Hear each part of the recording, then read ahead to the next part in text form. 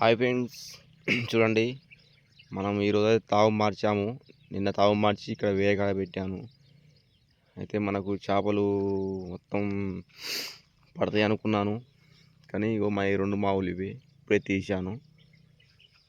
చేపలు మావులు తీసి దులిపాను. చూడండి, మీకు చేపలు పెడతాను.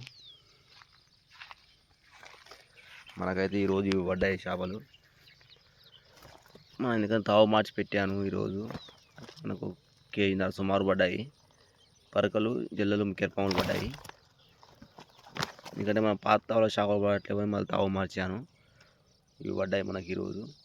అంటే మినిమం 2 కేజీలు ఉంటాయి.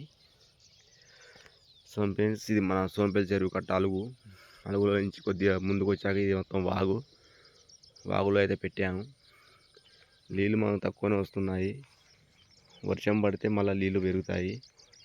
వర్షం పడితే మనకి ఎందుకంటే ఇక మావులు పెట్టరాదు, ఎందుకంటే వరద పెరుగుద్ది కాబట్టి మావులు ఆగవు.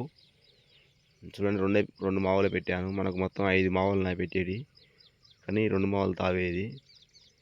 అయితే ఏం చేయాలంటే ఆ సాయంత్రం కొద్ది జరిపి ఇటని పెట్టాలి.